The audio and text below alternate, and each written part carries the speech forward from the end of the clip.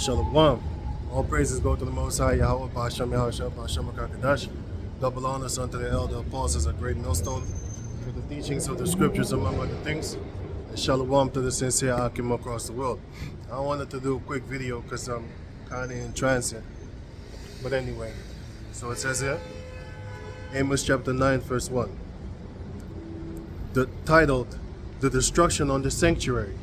So where is the Most High going to start destroying first? He's first and foremost going to start the destruction among the Israelites themselves. The ones that know the truth. Those are the ones that the Most High is going to actually start destroying himself. You know? And then to the rest of the Israelites. But unto the ones that know better, he's going to destroy amongst them first. And I got a precept on that.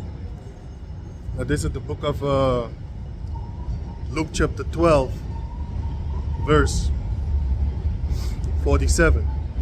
Now it says, so Luke 12:47.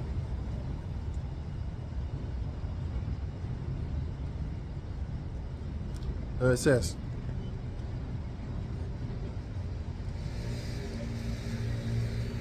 and that servant which knew his Lord's will and prepared not himself, neither did according to his will, shall be beaten with many stripes. But he that knew not, and did commit things worthy of stripes, shall be beaten with few stripes. So it doesn't matter what you do, you're still going to get them stripes. They're still going to get that beating. But the ones that know better are going to get beat more. So they're going to suffer more. For unto whomsoever much is given, of him shall be much required. And to whom men have committed much, of him shall they ask the more. Will they ask the more. Right. So if you have been given a lot, the Most High is going to cause it to where you're going to be asked a lot also. You ask of a lot. You have, for example, a man that knows a lot of scriptures, for example, or actually is a teacher and a master. He's going to be held accountable for all the things that he is supposed to know, right? And that's what's happening right now across all Great Millstone, across all the camps and stuff like that, you know? And hey, a few will be, branches will fall off, and then Lord willing, with the power of Yahweh Ba'ashem Yahushua, they're going to be grafted back in. But we will see. Ezekiel chapter 9, verse 4.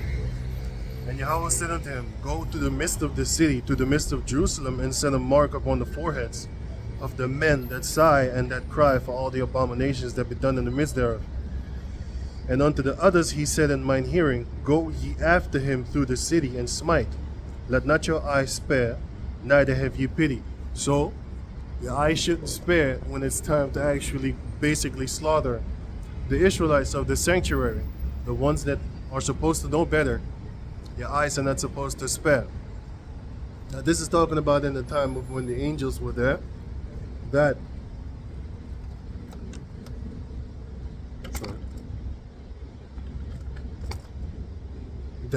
they should not spare the ancient ones, nor the older ones. Well, the old ancient ones are the older ones, but the ones that were supposed to be the heads, they're not supposed to be spared and stuff like that, right? So the angel was supposed to go and kill them first. And also, the men that have that spiritual power, once they get that power, those are the ones that are going to be used to kill the other Israelites that are supposed to be in the know. The false teachers, the false prophets, and stuff like that. Even the ones that are stubborn among them, you know? They're going to be put to death too, once that time comes. Amos chapter 9, verse 1. It's titled, The Destruction of the Sanctuary.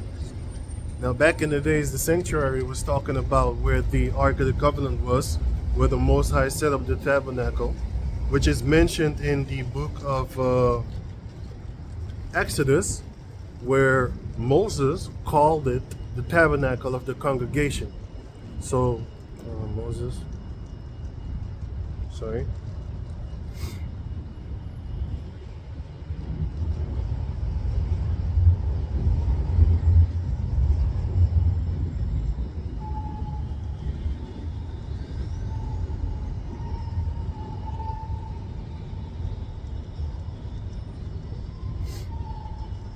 Sorry.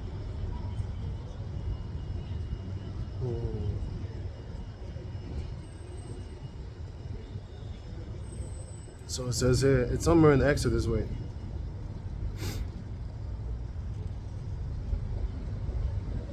Damn, it's crazy. Right. Exodus chapter 33, verse 7. It says here, and Moses took the tabernacle and pitched it without the camp.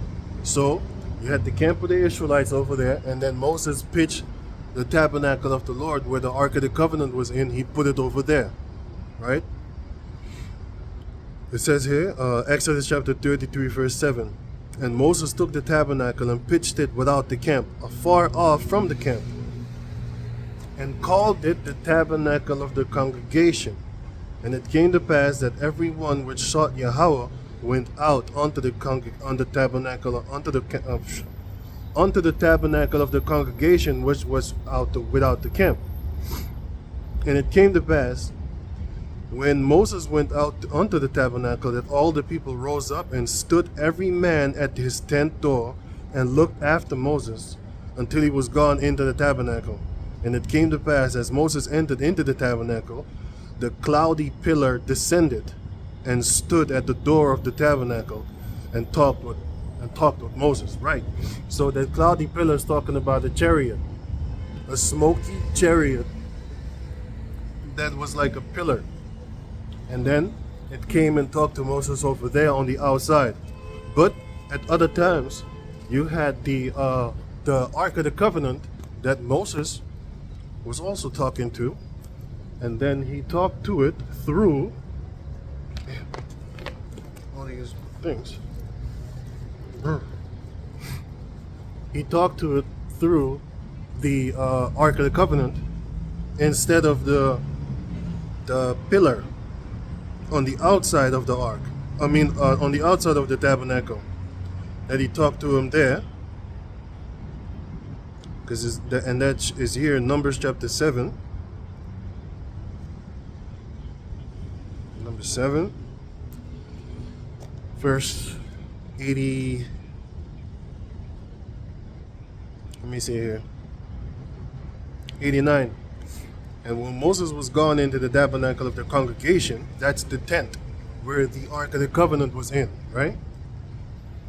To speak with him, to speak with the Most High. Then he heard the voice of one speaking unto him off the mercy seat that was upon the Ark of the Testimony from between the two cherubims. And he spake unto him. So, back in the days, you had the Ark of the Covenant, and from above the Ark of the Covenant was the mercy seat, which is between the two cherubims. Which is between the two cherubims mentioned in the book of Exodus chapter 25, verse, let me see. Exodus 25 and 20. And the cherubim shall stretch forth their wings on high, covering the mercy seat with their wings, and their faces shall look one to another. Toward the mercy seat shall the faces of the cherubims be. And thou shalt put the mercy seat above the ark, and in the ark thou shalt put the testimony that I shall give thee. And there will I meet with thee, and will commune with thee from above the mercy seat, from between the two cherubims which are upon the ark of the testimony, of all things which I will give thee in commandment unto the children of Israel. So how did the Heavenly Father speak back in the days unto the children of Israel? One of the many ways. Not many ways, but one of the ways. Above the Ark of the Covenant, you had the two cherubims and the mercy seat, which is now symbolically known for being Yahweh Shai. And then in the midst of there, he was talking to Moses, and he was talking to the high priest, and all that type of stuff, right? So now, sorry, friend of thought. Yeah, so that's basically how Moses was actually communicating with him. As I just read in the book of Exodus chapter 33, let me read it again. And it says here, Exodus chapter 33, verse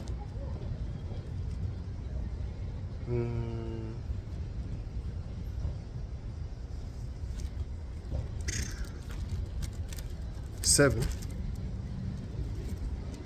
Yeah. And Moses took the tabernacle and pitched it without the camp, afar off from the camp, and called it the tabernacle of the congregation. And basically that was the sanctuary also. So where the congregation was, the tabernacle of the congregation, which was the tent, and the Ark of the Covenant was in there. And then that was the sanctuary also. So now going back to Amos chapter 9, verse 1, titled, The Destruction of the Sanctuary, right? So it says, I, Yahweh, I saw Yahweh standing upon the altar, and he said, smite the lintel of the door, that the posts may shake, and cut off them in the head, all of them. And I will slay the last of them with the sword. He that fleeth of them shall not flee away, and he that escapeth of them shall not be delivered. Right, because the Most High is going to start with the sanctuary, the ones that are supposed to be in the midst of Yahweh Ba'ashem Yahweh Shai. Whether they are stubborn, whether they are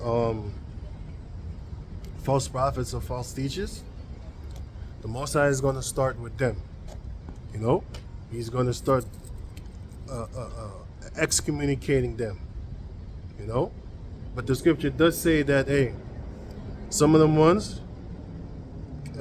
fallen branches can be grafted back in. I think there's Romans 11. Let me see what there is. It says right here, Romans chapter 11, verse 16. For if the first fruit be holy, the lump is also holy. And if the root be holy, so are the branches. And if some of the branches be broken off, and thou, being a wild olive tree, wert grafted in among them, which are the Israelite foreigners, and with them partakest of the root and fatness of the olive tree. The root is Yahweh Shai, and the fatness is basically the promises and stuff like that, everything that comes with it. Just like how you have the fatness of the earth. Esau has the fatness of the earth. He has all the beauty of the earth. Well, that's the beauty of being in Yahweh Ba'ashem Yahweh Shai. Verse 19. Thou wilt say then, the branches were broken off, that I may be grafted in. So you might say, so the Israelite foreigners might say the branches were broken off so that they might be grafted back in, or grafted in. Those branches is talking about the natural branches, which is Judah, Benjamin, and Levi. Verse 20. Well, because of unbelief they were broken off, and thou standest by faith. Be not high-minded, but fear. Now you had Judah and Benjamin and Levi, but most of Judah and Benjamin, the natural branches, the ones that kept the law and stayed in Yahweh Ba'ashem Yahweh Shai. The rest of the Israelites that fell off, they actually went to other gods and stuff like that. So it is told unto them, because of the unbelief of Judah and Benjamin, the ones that were called Jews, that's why they were broken off, and that's why they fell off. And you, being grafted back in, be fearful of that. You know, be not high-minded, but fear. So, verse 21, Romans 11:21. For if the heavenly Father spared not the natural branches, take heed lest he also spare not thee.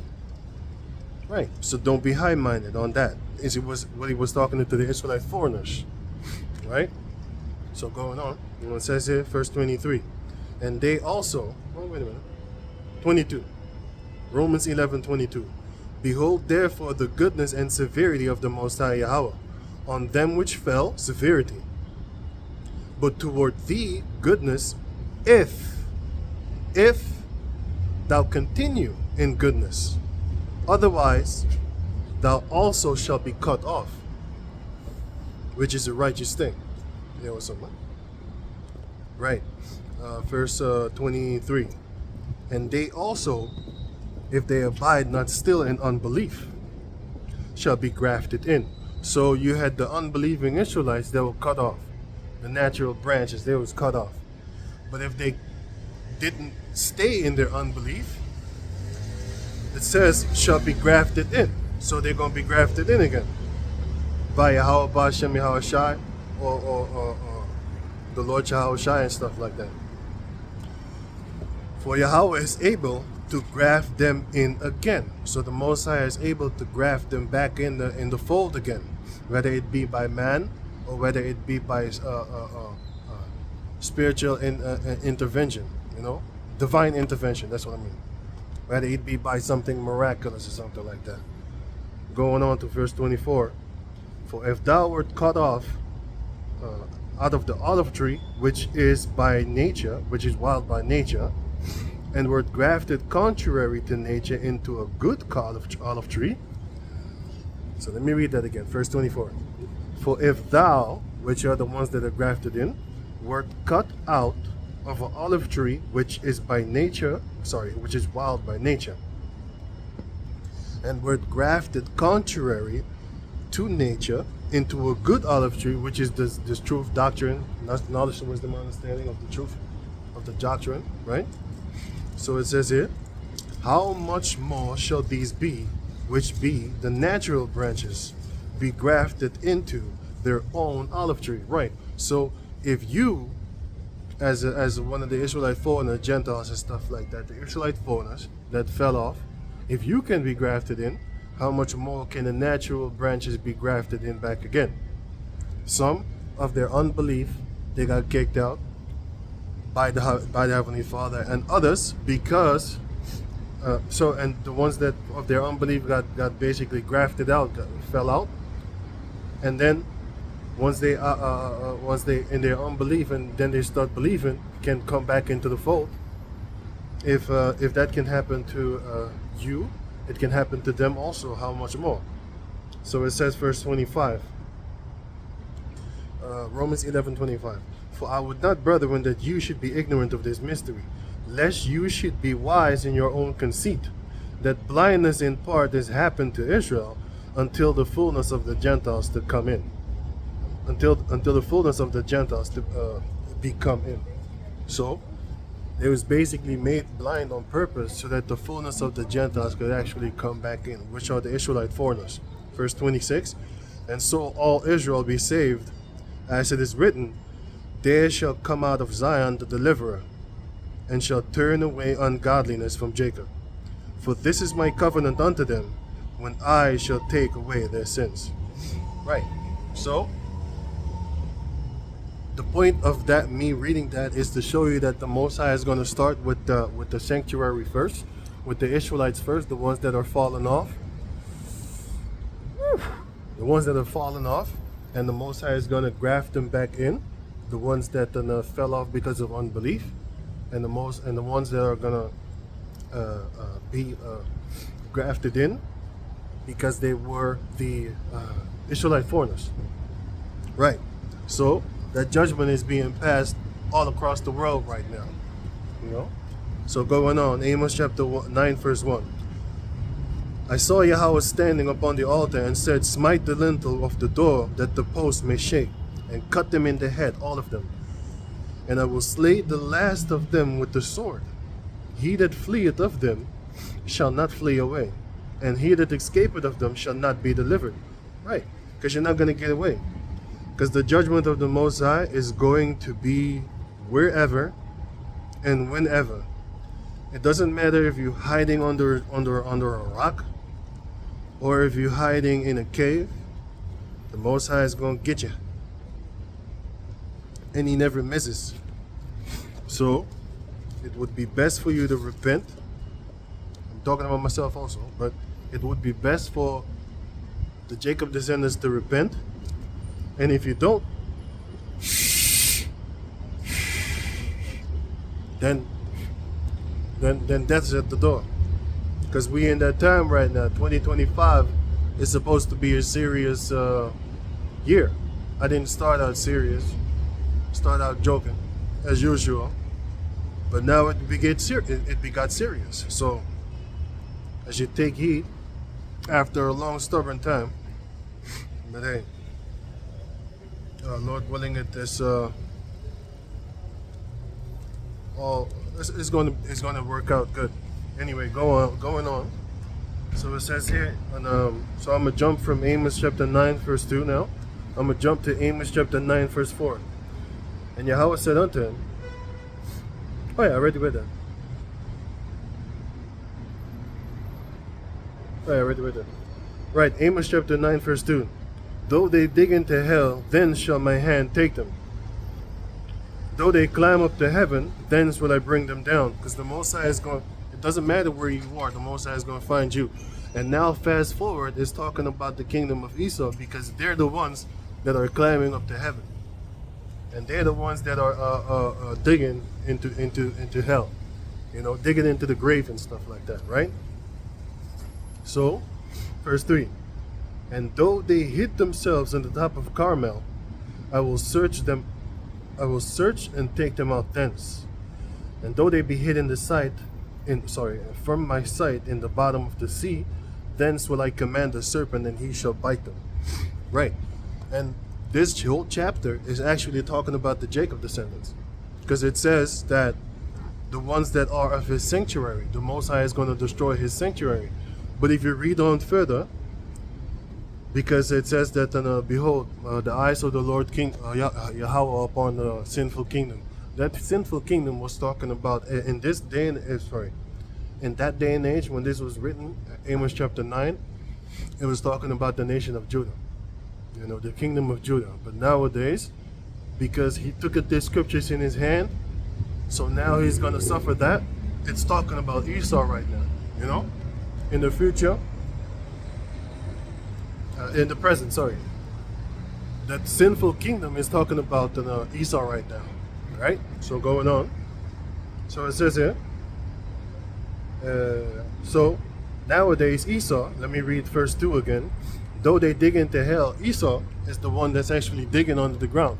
But if you read the book of First Kings, if I'm correct, where it shows you that the Israelites, or was it Ezekiel? One of those two. First Kings, or I think it was Ezekiel, where Ezekiel 8, if I'm correct, where you had Israelites worshiping all manner of creatures in caves and stuff like that, and those caves were what? Under the ground, you know, because it's covered by what? Dirt and all that type of stuff. It's a cave is under the ground, so they had these secret chambers on the ground and stuff like that. You had these secret chambers up on high in mountainous areas and stuff like that. So you had the Israelites worshiping these entities over there in secret. But nowadays Esau is the one that's doing that in secret, because he's up on high in them buildings and stuff like that, them cave buildings. And he's also under the ground, because he has underground facilities, underground houses. No. Underground cities. That's what I'm looking for. Underground cities. He has that right now, right? So, though they dig into hell, thence will my hand take them. And the hand of the Lord is going to be his men. Starting with the 144,000, the elect. The Most High is going to start with them, right? Though they climb up to heaven, nowadays they're climbing up to heaven with their space stations. Esau is doing that. Because back in the days you had Jakes that was climbing up to heaven. How? Going up to them high mountains and worshiping over there. You know, because it's all over the scriptures that the Israelites will go into the groves, mountains and stuff like that to go worship them entities up on high hills. They would also do it up on high hills. You know, for example, the Tower of Babel. The Tower of Babel was a temple trying to reach the heavens, because they was also afraid, because they wanted unity, by the way, and they was also afraid that then the flood would come again and kill them again, and this time they would have their little temple up in the air and stuff like that. So it's talking about a high pillar place where they could do their little thing and stuff like that and worship their gods. So going on, now it says here, let me see. Right. Amos chapter 9, verse 2, the verse of 2. Thence shall my hand take them. Though they climb up to heaven, thence will I bring them down. And though they hid themselves in the top of Carmel, I will search and take them out thence.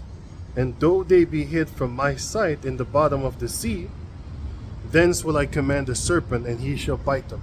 So basically, nowadays, you have these Edomites, hiding in top of Carmels, which is mountains. Back in the days, you had the Jakes doing the same thing too.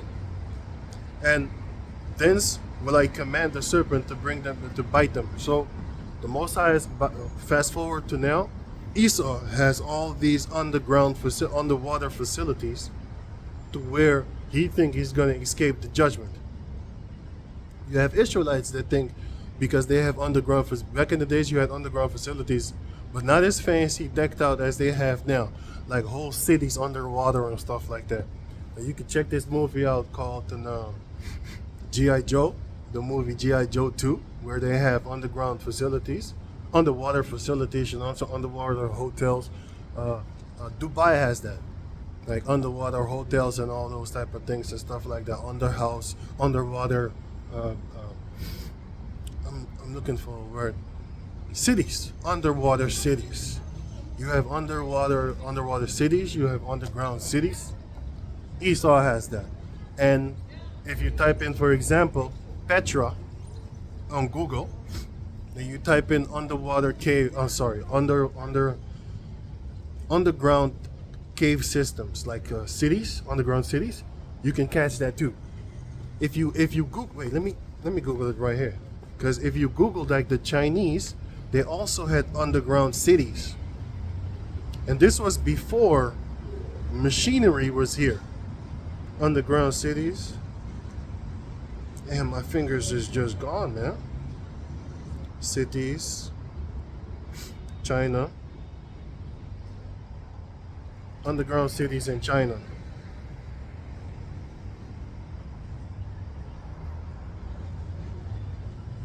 Ancient.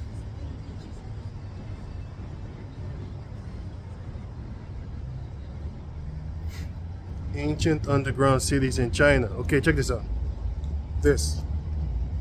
These are, oh, what the hell? This is above ground. That's not what I'm looking for. Here. It says 6 cities found deep underground in China. You see? These are things that was done before there were machinery. So, you had Israelites having these type of cities also. And then they would go and worship there. So it says right here, Amos chapter 9, verse 3. 2 and 3. Though they dig into hell. But verse 3. And though they hid themselves in the top of Carmel, which is the mountains, they was hiding themselves there, worshiping their entities and deities, I will search them out thence. And though they be hid in my sight in the bottom of the sea, but you have also so-called facilities like that, not just in China, but I'm just giving you an example because, I can't grab all these examples and stuff like that because I'm on the street. So you had all these facilities, these places that had underground and underwater cities and stuff like that. It was like, here was the cave, right? And then you have the cave entrance. And above that is actually water, but you had underwater facilities where they carve stuff out in order for them to go there and worship. You have to understand, the Hamites, they had those type of things too, because they was worshiping Dagon. They was worshiping Dagon and stuff like that. You know what I'm saying? Which is a water entity that they was worshiping. Poseidon and all those type of things over there and stuff like that, right? Poseidon was from the Greeks, by the way. But it's the same thing as Dagon. They just changed these names and changed their appearances and stuff like that. Anyway, so the most High said, thence will I command the serpent, and he shall bite them. So the serpent, he's going to actually attack the people that have the underground facilities. Esau right now, Ishmael, Moab, They all have underwater cities. Like I said, you could watch the movie called G.I. Joe 2. If you watch the movie G.I. Joe 2, then you will see the underwater cities and stuff like that. And also, yeah, because it's covered with glass and all that type of thing. But now Moab has it, the Chinese have it, the Arabs have it, and the Edomites have it, the so-called Caucasian people. They have it. You know, you got the Japhetic people and stuff like that, because you got a few elites of them there too. You know, Japhet, all of them. You know, fancy, rich, wealthy beyond wealthy. They got them underwater facilities also, because they think that once that the World War III kicks off, that they're gonna be safe over there and stuff like that. But anyway, but the Most High is going to jack up the Israelites first, you know, and then he's going to jack up them. But this is talking about the Israelites, but it's double fold. It's not nowadays, because all the curses is coming upon them, and the Most High said, "Thou thoughtest that I was such as one as thyself," because Esau wasn't judged like that, Moab wasn't judged like that, Ammon wasn't judged like that, like horribly. 2 Maccabees chapter 6 explains to you that the Most High doesn't judge the heathen nations just like hardcore like that. You know what I'm saying? He lets their sins reach on to heaven. But with the Israelites, they cut down real quick. As soon as they start sinning, hey, they get jacked up, right? Verse 4, Amos 9 and 4. And though they go into captivity before their enemies, because that's us, we are the Israelites. We went into the captivity before our enemies. So Amos chapter 9 is talking about the kingdom of Judah. But nowadays it's talking about them. But verse 4, and though they go into captivity before their enemies, thence will I command the sword, and it shall slay them. And I will set mine eyes upon them for evil and not for good. Right? That's what's going to happen. Especially to the ones that know better. You know, they're going to die first. The ancient ones. They're supposed to know better. They're going to die first. Verse 5. And Yahweh, the power of hosts, is he that toucheth the land, and it shall melt. And all that dwell therein shall mourn. And it shall rise up wholly like a flood, and shall be drowned as by the flood of Egypt. So the Most High is going to drown the Jacob descendants as it was like in the flood of Egypt. But nowadays, if you put that sentence in the present time, the Most High is going to drown up Esau, like in the day of Egypt, because Esau is also modern day Egypt. He's also modern day Assyria. He's also modern day Nahum. Verse 6. So Amos 9 and 6. It is he that buildeth the stories in the heavens, the stories is talking about the spheres, like the stories, 3-story building, 4-story building. The Most High is the one that built the stories in the heavens, and had founded his troop in the earth. The troop of the Most High is everything that he actually made, right? Whether it be mountains, trees, decks of water, pools of water and stuff like that.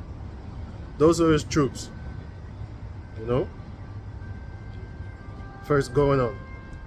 He had called for the waters of the sea. Those are one of his troops.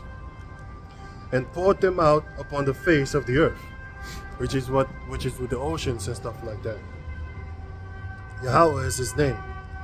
Are ye not as children of the Ethiopians unto me, O children of Israel, saith Yahweh? Had I not brought up Israel out of the land of Egypt? He did do that. He brought up Israel out of the land of let me read it again.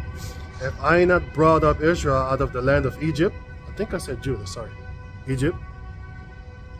And the Philistines from Captor, and the Syrians from Kir. So the Syrians came from Kir, which is Aram, and then you have the Captorians. They come from you have the Philistines that come from Captor. Captor is one of the sons of Mizraim. and the Philistines are the other sons of Mizraim. So, just like how you have Simeon living in the midst of Judah, Simeon was living in the midst of Judah. That's the same way you had Philistines living in the midst of the Captorims, which are both brothers, but they're not the same tribe. And then the Most High grabbed them from Captor, and he brought them to the land of Canaan. Lord willing, if I get home, I'm gonna make a video about this with pictures and stuff like that. Anyway, so it says that in Amos chapter 9 verse 8, behold, the eyes of Yahweh are upon the sinful kingdom, and I will destroy it from off of the face of the earth, saving that I will not utterly destroy the house of Jacob, saith Yahweh. So the only hope that we have is that the Most High, even from the branches that fell off, some fell off because of unbelief, some fell off because they just stubborn and just clashed the whole goddamn time. And but Yahweh Ratazah, because it says in Romans chapter 11, he is able to graft them back in. So that's the only hope that you have as a Jacob descendant that fell off. Whether you fell off of unbelief, or whether you fell off because you're just difficult to work with. So, or got kicked out because of that. So it says here, Romans chapter 11, verse 23, and they also, if they abide still in unbelief, if they abide not still in unbelief, shall be grafted in. For Yahweh is able to graft them in again. So even the ones that were unbelievers and fell off, and then start believing again, and came back into the truth. And that's not talking about put your hand to the plow, look it back, and then come back. That's not talking about that. This is talking about the ones that fell off because of unbelief in the time of the Greeks and in the time of the Romans, and they was like, I don't believe in this no more, or they don't believe in Yahweh Shai. And then later on, when it starts to really happen, they start being like, oh no, man, I think this is it. Just like unbelieving Thomas, You had unbelieving Thomas, he was a man of the Lord, but he still wanted to see with his eyes. He was like, man, I don't believe that. Let me see him in my eyes, and then I believe it. And then the Most High showed him with his eyes, and then he believed. But he's still one of the elect. He's still one of the chosen ones. He still made it. Right. But like I said in the beginning, the Most High is going to start bringing judgment upon the Israelites that know. Those are the ones that the judgments is going to be brought upon first. There's where it's going to start. I'm just looking and being like, hey, I see it. I'm living proof. So, but Heavenly Father willing, there's always a way. But if the Lord wants to, then he's going to do it like this. And if the Lord wants to, then he's going to do it like that. Hey. Amos chapter 9 verse 8. Behold, the eyes of Yahweh, the power, are upon the sinful kingdom, and I will destroy it from off of the face of the earth, saying that I will not utterly destroy the house of Jacob, saith the Lord. And that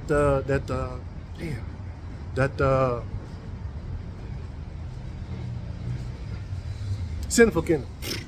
That sinful kingdom was talking about Judah, the house of Jacob. Verse 9. For lo, I will command, and I will sift the house of Israel among all nations. Like as corn is sifted in the sieve, yet shall not the least grain fall upon the earth. So, the least grain shall not fall upon the earth, meaning the ones that are supposed to make it, they're going to make it. Whether you have swords all around them and shit like that, death sentences all around them and all that type of stuff.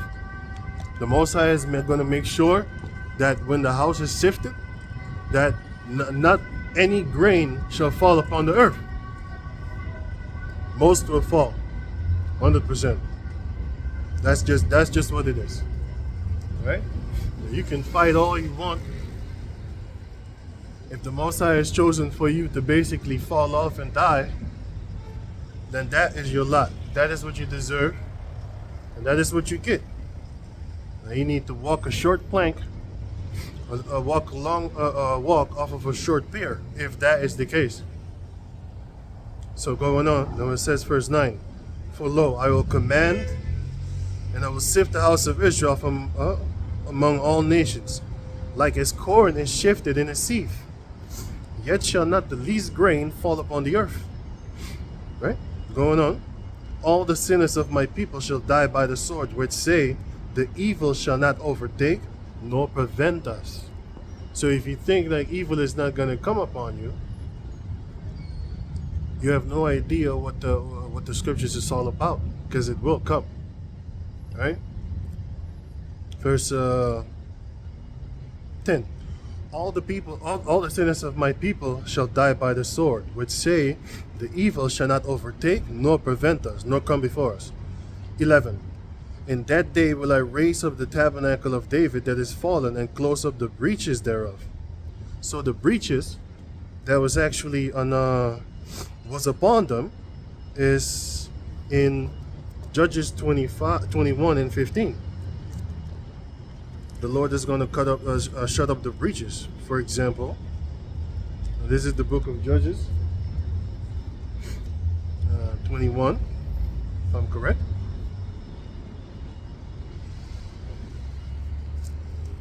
Judges 21.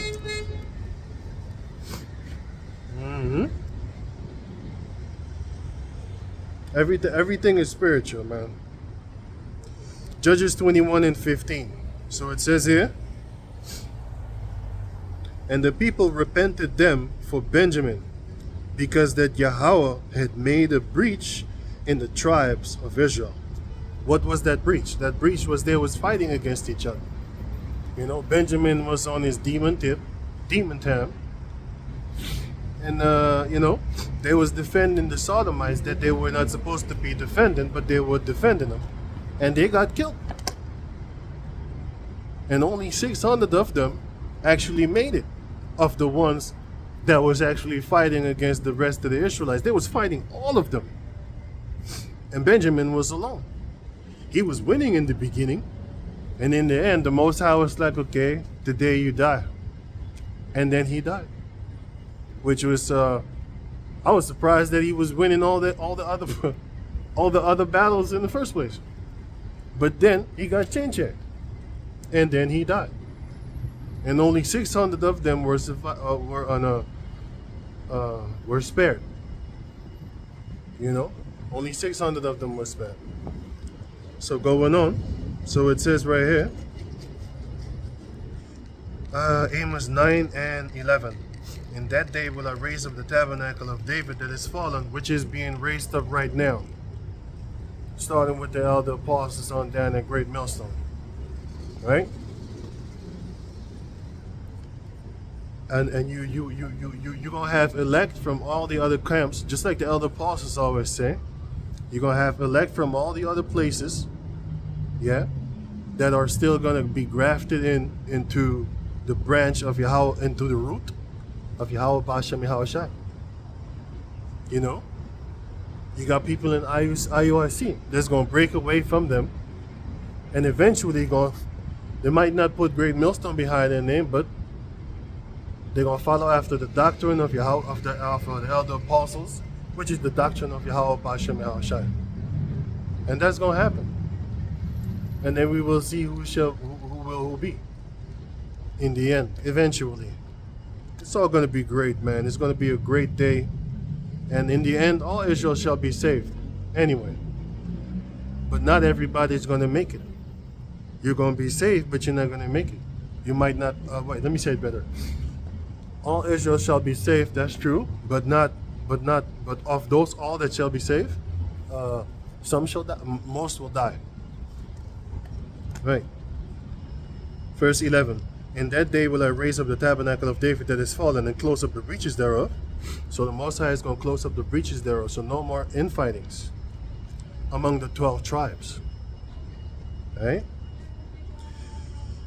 And I will raise up his ruins and will build it as in the days of old, right? And in that day, and in the days of old, it was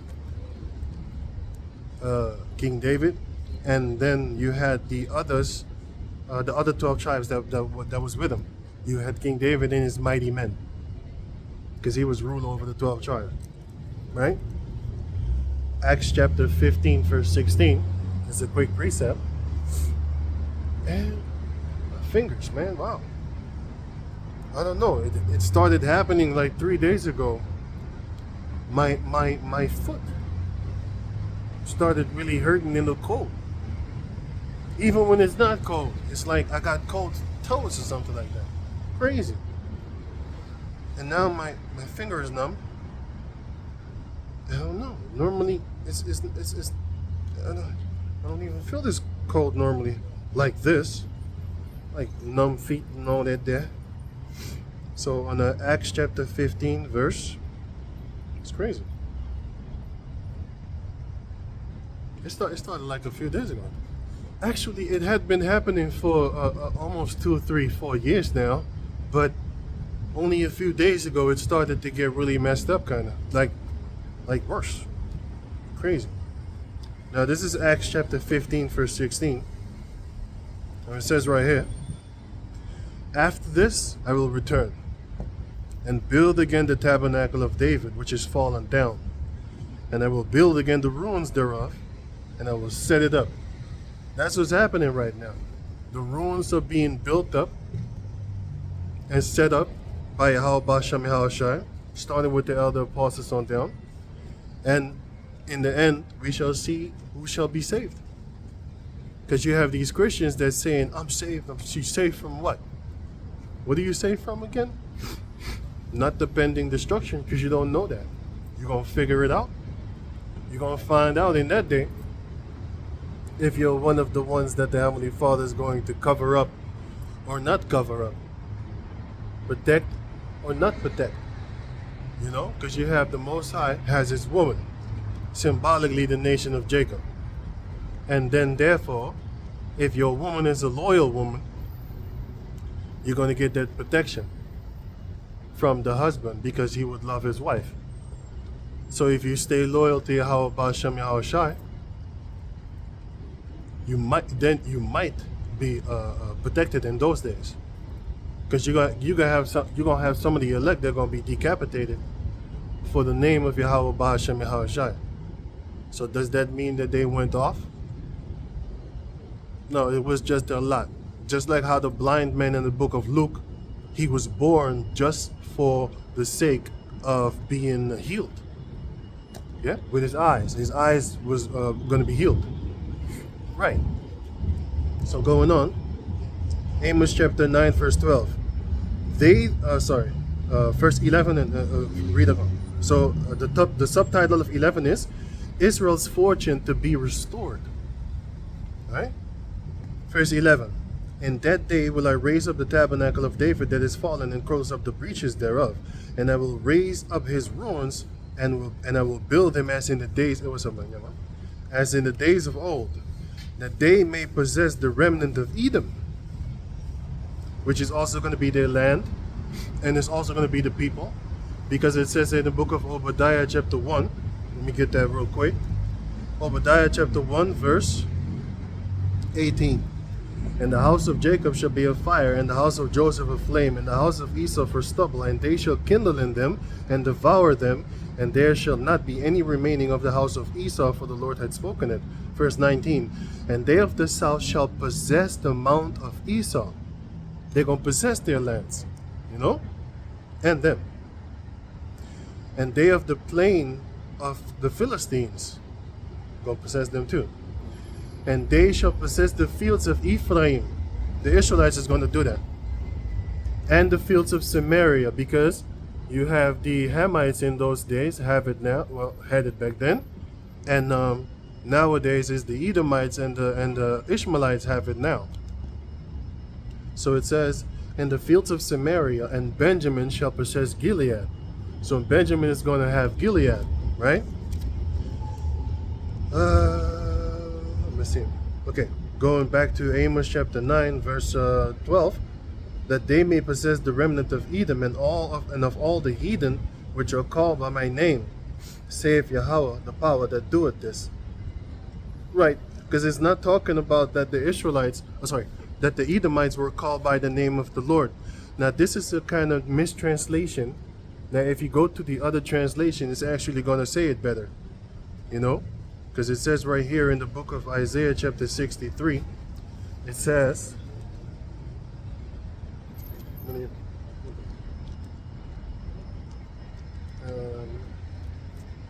Isaiah chapter 63, which is, it's a good thing. It's a good thing to be humbled, It's a beautiful thing. Basically, don't trip when thou art brought to a lower state. Something just came to my mind. It's actually a beautiful thing. The Most High is very beautiful, But yeah. Anyway, so Isaiah chapter 65. Let me see something. The page is just sticking. Gotta wrap it up. It's too cold. Always playing. Wait. Sorry. Wait. Yeah, I got it. Right. Isaiah chapter. Huh? Oh, it was 63. Isaiah chapter 63, verse 17. O Yahweh, why hast thou made us to err from thy ways, and harden our hearts from thy fear? If the Most High wants to harden your heart, he's going to harden your heart, man. You can't do nothing about it. You start being, hey, how is he so fucking... No. You mean tell me? But that's what the Lord did unto the Israelites, right? But the Lord said in the book of Ezekiel, Son of man, be thou not like them. Don't be like those stubborn people that just can't get it together. Can't you get that through your greasy head? The Lord doesn't like you no more. That's a little on a joke from the movie called Coming to America. He didn't say that specifically, but he said, can't you get that through your greasy head? The girl don't like you no more. That one. But I said I put the Lord there. If he hardens your heart, he don't like you. Can he open up your heart? Yeah. Because Nebuchadnezzar, he hardened his heart, but then Nebuchadnezzar, he snapped out of it like, oh shit, I was not supposed to do that. And then the Lord forgave him. And he started to worship Yahweh B'Shem Yahushai, but in the beginning he didn't. He praised him, and later on he acknowledged him. Woo-hoo! That's when the Lord put his hand on his shoulder like, boop. When you have a real heavy hand on your shoulder, you nearly fall down. That's what happened to Nebuchadnezzar. He got chin-checked that day. Isaiah chapter 63, verse 17. O Lord, why hast thou made us to err from thy ways, and harden our hearts from thy fear? Return for thy servant's sake the tribes of thine inheritance. The people of thy holiness have possessed it, but for a little while. And what is the it? The earth, and also the land. Right? 2nd Ezra chapter 6, verse 54 on down, it explains to you that we have had the power over the earth for a small season. You could say 40 years, but it was a little bit more than that because King David was ruling. But we had when we had the earth for 40 years of peace under King Solomon, that's basically it. That was it, man. This is it. Like Michael Jackson.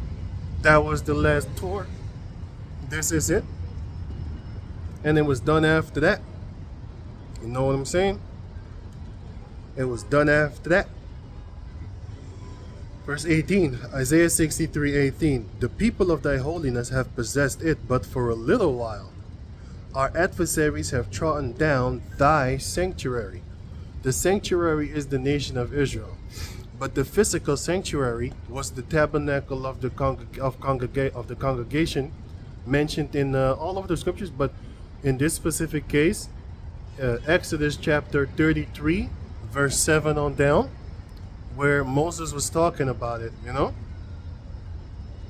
Right. He was he named it the tabernacle of the congregation. But anyway, Isaiah 63 and 19. We are thine, thou never bearest rule over them. They were not called by thy name. So, the heathen nations are not called by the name of Yahweh Bashem Yahushai, as how it is written in the book of Amos chapter 9 verse 12. Now if you read other translations, which I'm gonna get, because in the King James it actually is kind of confusing, the mannerism that it is written. But yeah, let me get about here. What was it again? Oh yeah, Amos. Oh yeah, the hub, Bible hub. If you go to other translations, only with few scriptures, like few sentences, that's when I go to the other translations, because the other translations, they kind of take away from the King James, and sometimes they add on to it, but sometimes it's totally different. So I don't trust it 100%. You know, if you read it for yourself, you will find out like, okay, that's not always trustworthy, but sometimes it explains it a little bit more better, you know. So that's the truth. So Amos chapter 9 verse, I think it was what, 12? Oh man, I can't even move my fingers. Joe. Yeah. Amos chapter 9 verse 12, right? No.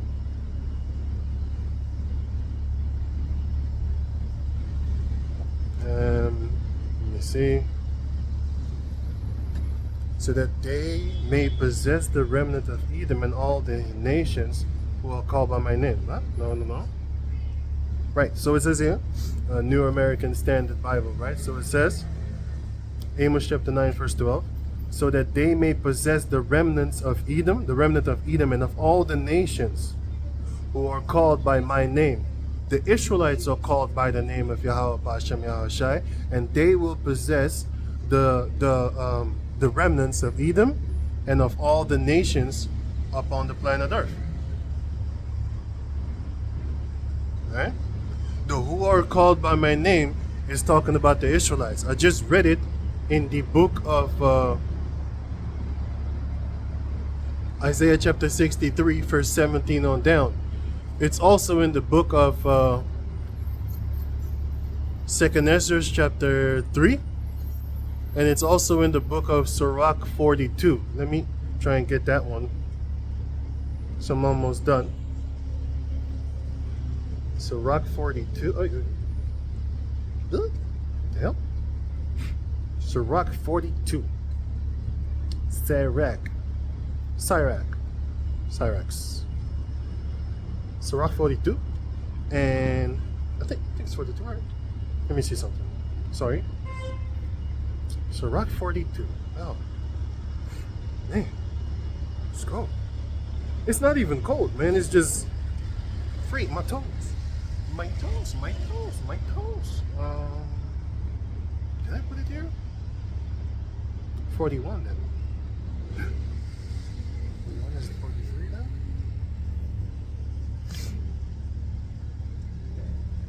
Oh. What the hell? Sorry. I'll go to the one in 2nd Ezra. 2nd Ezra chapter 3. 2nd Ezra chapter 3. So it says,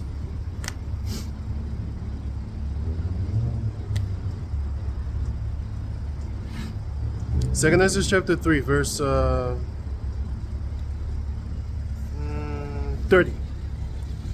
For I have seen how thou sufferest them sinning, and hast spared wickeddoers, and have destroyed thy people, and preserved thine enemies, and hast not sanctified them.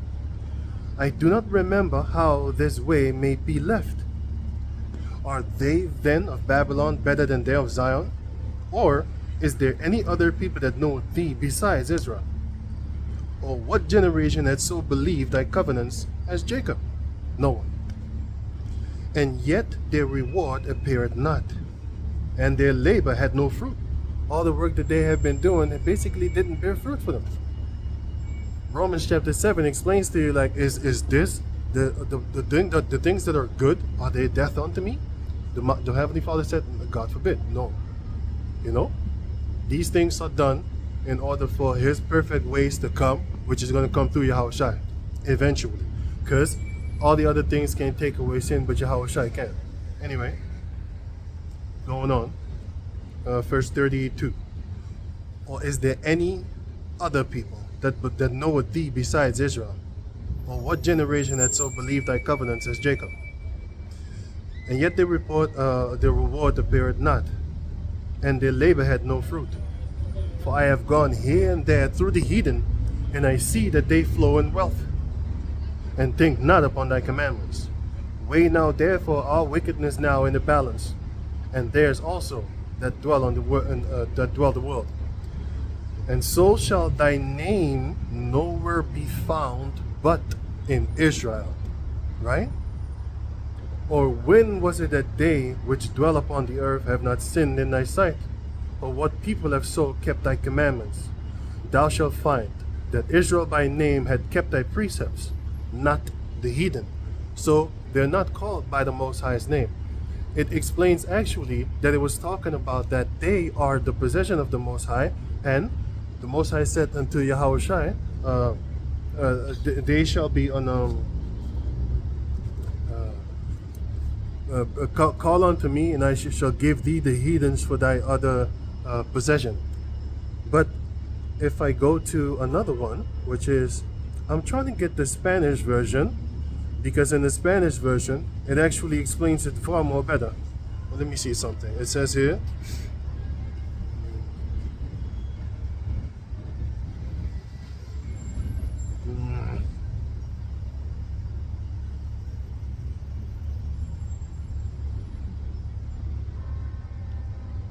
I drank cold water like a freaking hour ago, and I'm still shivering.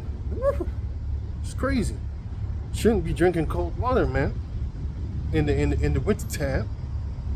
In the winter time, you shouldn't be drinking cold water. Let that be a lesson.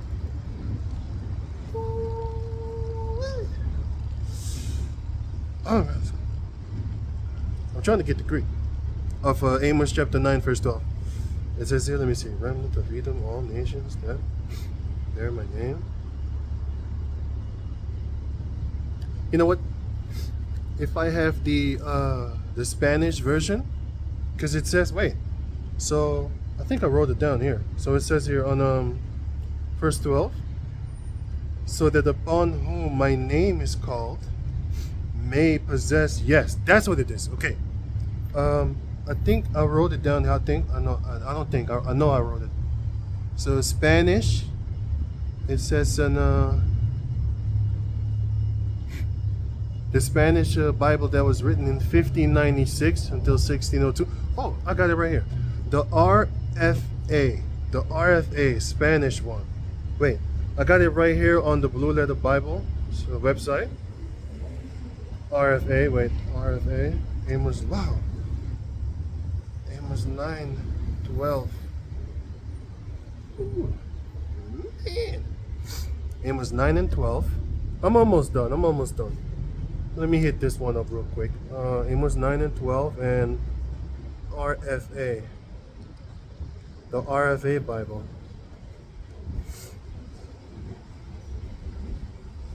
RFA? RFA?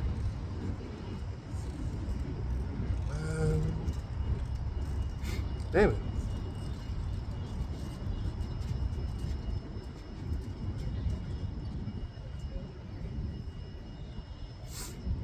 Damn.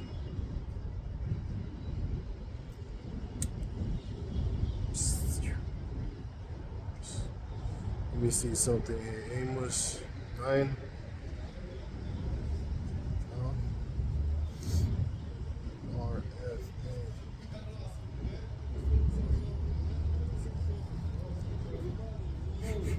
Right, RFA. Yeah.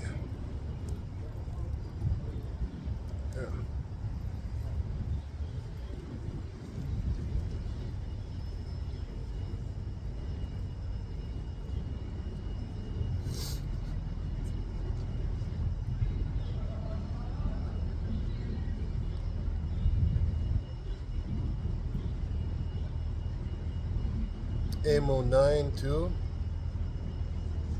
12. Eh?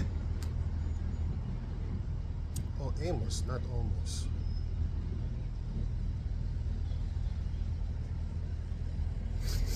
Right. So,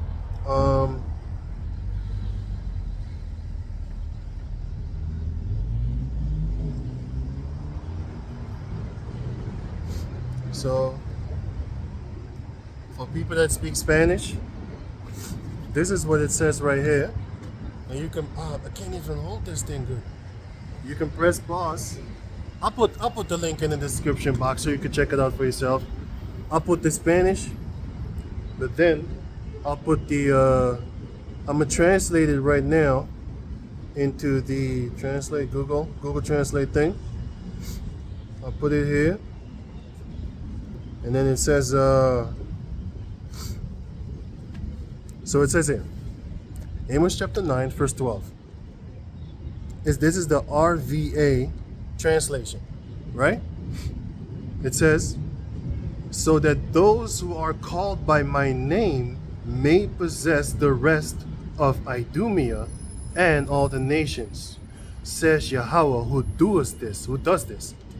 I'll put that link in the description box so you can check that out for yourself. And I'll probably make a little short video. So it's the RVA translation. I think I said RFA, sorry. RVA. Like I said, I'm gonna put it in the comment box so you can check it out for yourself. And also in the description box. So, Amos chapter 9 verse 13. Behold. So let me read 12 again. Amos 9 and 12. That they may possess the remnant of Edom, and of all the heathen nations which are called by my name, saith Yahweh, that doeth this. But it's actually the other way around written.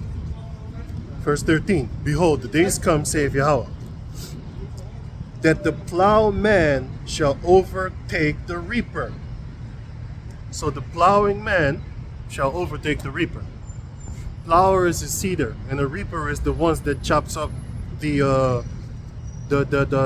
harvest thereof. He's the one that gets the thing. The plower is the worker, and the reaper is the one that gathers in the work. But the plower, he been plowing and feeding and stuff like that for a few months, a few weeks and stuff like that, right? And then afterward, you will have the reaper that will come and he just grabs it, right? And then takes the harvest home. So 13, behold, the days come, saith Yahweh, that the plowman shall overtake the reaper, and the trader of grapes, him that soweth seed. So the trader of grapes is the one that will overtake the seed sower. And the mountains shall drop sweet wine, and all the hills shall melt. And I will bring again the captivity of my people Israel, that they shall build the waste cities and inhabit them. That's what we're going to do. Starting with the elect. Those are the ones that will do that. Going on. So it says, and inhabit them. And they shall plant vineyards and drink the wine thereof. They shall also make gardens and eat the fruit of them. And I will plant them upon their land, and they shall no more be pulled out of their land which I have given them, saith Yahweh, the power. So with that, I'm going to give all praises to the Most High Yahweh, Ba'ashem Yahweh Shai, Ba'ashem HaKadosh. Double honors unto the elder apostles and great millstone for the teachings of the scriptures, among other things. And shalom to the sincere Akim across the world. Shalom.